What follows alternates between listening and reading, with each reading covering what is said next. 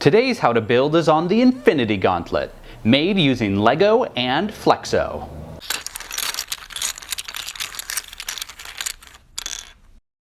So if you're a big Marvel fan, chances are you've heard of the Infinity Gauntlet. It's what Thanos uses to control all 6 Infinity Gems or Infinity Stones, depending on what they're being called. And once he has all the gems in the gauntlet, he can control all of reality, and that's pretty cool. So I thought I would build it using Lego pieces because that's what I do for fun. And the impetus for doing this was that I got some Flexo pieces, which I'll explain in a moment, which allow you to build kind of flexible creations that are Lego compatible. And it seemed like an obvious fit to build a glove type thing. And if you're going to build a glove, don't build just any glove, build a gauntlet that can control all of reality. So just quickly looking at this, we've got 6 Infinity Stones on the back there in 6 different colors. Their positions and exact colors you could argue about based on the movies or the comic books, or whether Thanos is left or right-handed. Sometimes it's one way, sometimes it's the other, but I thought those looked pretty cool. I did this in gold. Sometimes it looks more yellowish. The underlying bits are orange because Flexo only really comes in orange. Here's a reverse side, kind of the inside of the hand. Of course, it kind of looks just kind of limp and lifeless like this, but the cool thing is, of course, this is actually wearable. So if you detach this piece down here, unhook the Flexo hinges. This was made to fit my hand, so I actually built it around my hand, which was challenging. I don't know if you've ever tried building something around your hand, but it's not the easiest thing to do. And now once you've got it all the way on your hand, we can take these Flexo joints back here, reconnect them, which is always a tricky business, again, because I built this on my right hand, which is the hand I use primarily. I'm right-handed. So doing things with my left hand while my right hand is totally incapacitated is difficult. Okay, then I can place this piece back. And then I had this little doohickey here to just cover up that bit down there. So this is kind of a look of how it actually looks on my hand. I can actually move my fingers a lot, which is one of the main things I wanted to achieve when building this, because I wanted it to actually be something you could feasibly do things with while you had it on. I could have tried to build this more so it covered my whole hand so you didn't see bits of hand showing through. Filled it in with more Flexo pieces. But also I don't have that much gold, so even just getting the gold to cover up most of it, still going to be little bits of hand showing through. So that's how I chose to build it, because I really wanted something you could conceivably wear for long periods of time if you're doing like Lego cosplay or something like that as Lego Thanos. So this is using pretty much all of my basic gold pieces. You can see I've got a lot of gold jumper plates, these gold 2x2 round tiles, some 1x2 plates with handles on it. Anything that was kind of like a regular gold plate shape that I had got used, some grill plates on the inside, and I tried to put pieces that were similar together. These are here really because I ran out of these 2x2 rounds, otherwise that would have been kind of all throughout, just rounds and jumpers. These 2x2 gold tiles came from a Lego board game from a few years back. These fence pieces I put down here I thought really kind of helped with the gauntlet feel on the bottom, that it kind of got more ornate and stuck out. Under here you can see I've got these, I don't know what to really call them. They're these 2x2 kind of double tall plates that are curvy and only have 1x2 on the top. But I had a bunch of those in gold as well, so you can see I did those around with 2x2 round tiles below them to kind of make a smoother transition down there at the bottom, and again cover up a little bit more of my hand. That's also why I use these handle pieces here, because they cover up a little bit more space than they're actually connected to. So that's where I pointed them all kind of towards the center here to make the area where the gems are as full and gold as possible. Hello. Rah. Control all reality, time, space. What are the 6? Time, space, reality, power, mind, soul? I think so. Okay, now let's talk about Flexo. What are Flexo? So Flexo is a system for making flexible joints in a Lego compatible system. So there's really 2 elements to the Flexo system. There are plates, which have little notches in them. Those come in 2x2 and 2x4 quantities. And then there are tendons, which are these flexible pieces that come in 4 sizes. They had official names, so I'm just gonna call them 1, 2, 3, 4, of different lengths. And what you can do is you can put a tendon into a Flexo piece, and then you put it in another Flexo plate, and then those 2 things are connected by the tendon and can, be flexed in a lot of different ways. A couple of things to note: once you have connected a tendon into a plate, it's not the most secure connection on its own, so you want to build another level on top of that to make the tendon nice and secure. So now it's not going to fall out of that 2x4 piece because it's connected from the top as well, so that tendon can't come out. Can come out of the 2x2 very easily though. So it's important to build a layer on top of whatever you build out of Flexo. That's why I kind of had the orange layer on the inside of my glove and the gold layer on top of that to connect everything in place, keep the tendons nice and secure. It can be tricky to make that tendon to plate connection. They give you this tool here for kind of pressing the tendons in, which can be helpful, especially if you have larger fingers and can't really get them into that little section. Even with the tool, it can be really tricky just to get that tendon connection just right and make it so. But as you do it several times, you'll kind of get the hang of it. I eventually did over the course of the weeks I was building this glove in my free time. Just connect one of each length tendon so you can kind of see all the different sizes.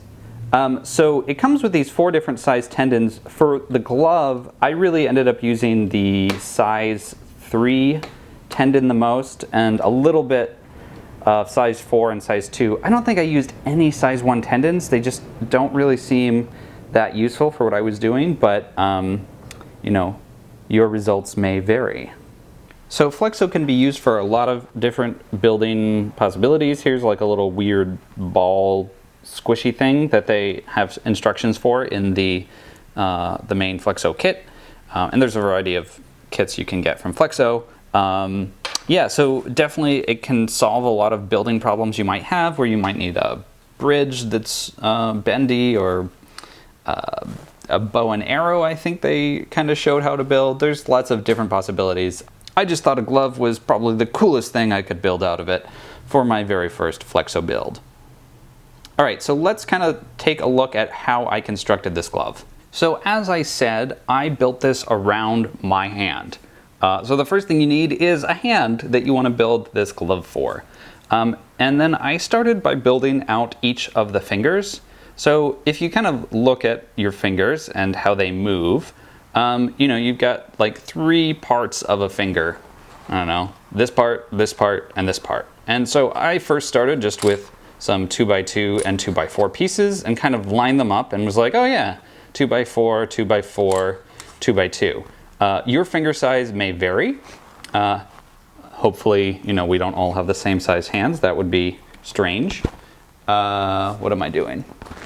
So then once I had kind of that, I just kind of put in some tendons between those 3 pieces to kind of space them out. So this is one of the 2 length tendons, and this is one of the 3 length tendons.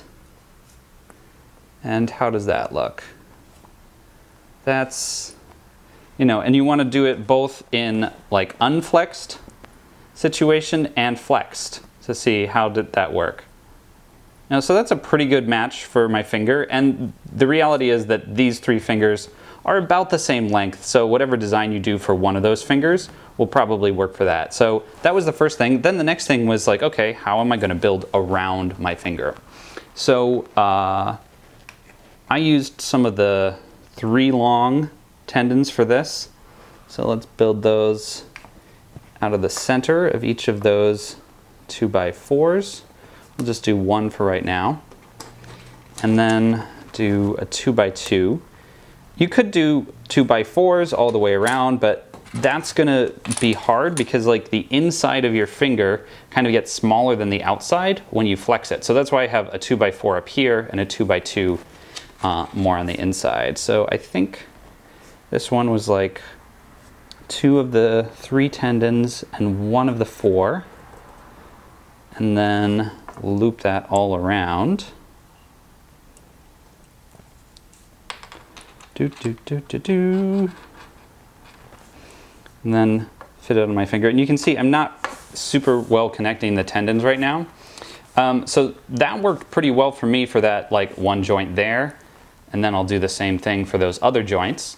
But it was a lot of this where I would build something, test it on my hand, move it around a little bit. When I first did this, rather than having it be 2x4 and 2 2x2s, I had it be 3 2x2s. So these were smaller tendon joints, and that covered more of my finger, but then like it just got really big and unwieldy. So that's why I went for kind of a model of having 3 pieces wrapped around a finger rather than 4. But then, yeah, if you wanted to do 4 pieces, you just use smaller tendon sizes. And again, map it out, test it out on your hand. Okay, let's test this out. Yeah, so that's a pretty good fit right now for those 2 joints. And then, now that these are existing, I also connected them from each joint going up, so it really kind of held the shape of my finger even after I took it off. So do one of those and do the same thing on the other side. And you can see how awkward this gets if you build it on your finger. So sometimes I would just test it out on my finger a little bit and then take it off and actually press all the connections in. Yeah, this is getting too hard to do, but I kind of figured out the size and then connect it when it's off my finger. So you can see that's already starting to like take the shape of my finger. Okay, now for the top of the finger, this again is going to be just some 2x2s around. So do a 3 long, another 3 long, in the other direction, a 2x2 off of a 3 long. And we could go ahead and connect those. But the other thing we're going to do is we're going to make an end cap. So this one, I'll put some 3 long connections in. This is going to be tricky to connect though. So we're going to connect this to the end here. And then we're going to connect it to these 2 as well, which again starts to already shape the things just by the connections. And then we'll connect this all the way around.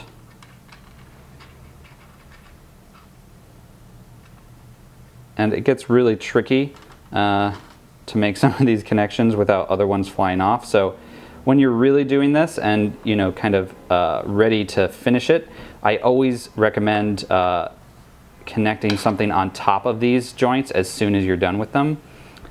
This, as you can see, falls apart pretty quickly otherwise. So let's go ahead and actually close this one up because that's done.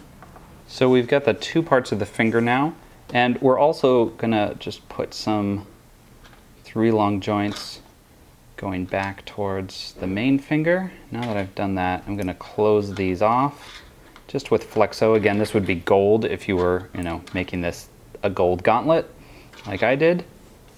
just using some Flexo to quickly close it off. Now we can try and connect all that. Put that there. Put that there. Close off this top one now that it's got all the connections on it. Okay. And we can close off these side ones too.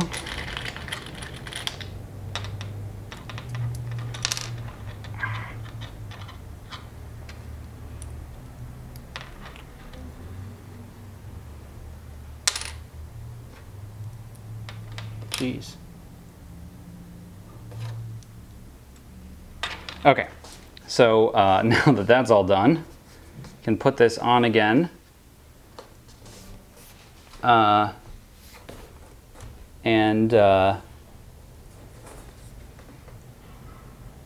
Can see it's already starting to, keep the shape of my finger and compress in. It looks like actually this joint here, maybe we made the tendon too long. That's one thing, as you wear it and flex it, you'll kind of find out where you might want to adjust some of the tendons. These maybe are a little too long because this is now getting to be a little bit bigger than my finger.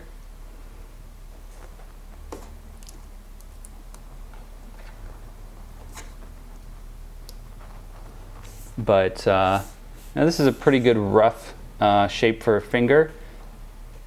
Again, these 3 tendons here I might shorten, and that's why I usually do these connecting tendons last after the main top line and just each loop is complete, because then you can get a sense of how it's flowing overall before you put these in and add extra space that you might not need or compress it.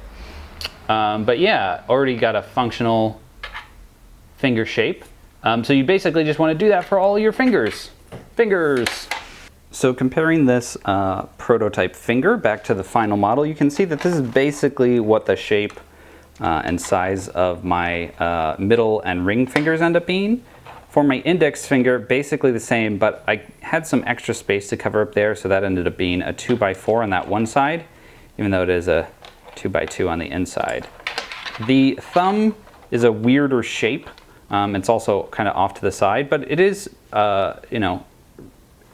main thing to know about the thumb is there's only really 2 joints. So you can see I just have like 2 2x4 pieces here, again with an end cap down here, and they've got loops to 2x2s, and then everything is connected back. The pinky was a really weird finger. So this one only has an end cap and then 2 2x2s. This one is, got 3 2x2s and a loop, but the kind of flat one is on that side as opposed to on this side. This one's got 3, but they're not even all the way around connected. Again, this is where you just really build on your hand and add the joints. And everybody's hand is going to be a different size, so my size hand will not work for everybody. Then for kind of the rest of the glove, like this bottom part here you can see is just a big old ring of 2x4s. I used 8 with, I think these are mostly the 3 long tendons, aside for the connecty point, which I made 4 long, and then I just covered it up with some gold pieces. In the middle here, this is basically just 3 layers that are going around the inner part of my hand. This was 2x4s, but they're not all in a row. And then like this 2x4 is up, this one's sideways, these are 2x2s. There's another line of 2x2s. It's a little more obvious on this side that the inside of my hand is just these loops. For this side, the top was 2x2s, then 2x4s, 2x4s. We've got that really nice 2x4 connection. And a lot of these connection points lined up really well for kind of the wrist piece to the main glove body, 1 for 1. The only weird part is the thumb area, which is just, the thumb is weird. Let's just be honest about the thumb. So I covered a lot of the thumb area up with extra gold pieces. because when I actually built it, connect this on my hand again. Putting on a glove, putting on a glove, putting on a glove of Lego. So when I just built it with like where the flexo pieces went for the thumb, there was this big open area, which, you know, I was okay with some skin showing, but I didn't want that much. So that's where I took some, pull this apart, 1x1 plate with clips in gold, because I had some of those. Put those off to the side, and then use those 1x2 with handles to add that up, and then you can twist it down. So that just helped cover up some of those spaces that I tried lots of different ways of getting a flexo piece in there, but just based on how I had connected the thumb to the rest of the hand, it just kept being really problematic. So, and I did one on this side just to kind of matchy-matchy. And then this weird thing is 2x2 round tile, 1x2 plate with handle, 1x1 plate with clip, and 1x3 curvy slope. So again, that just covers up where my bracelet connection ended up being.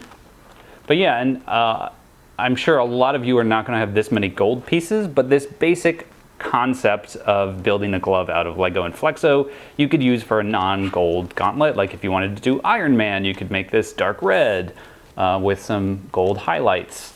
Or if you wanted to do Lion-O's shield claw shield, that would also kind of be goldish, maybe tan. And even the Infinity Gauntlet you could do in yellow rather than gold, which would probably be an easier color, or you could even just use the natural Flexo orange for it.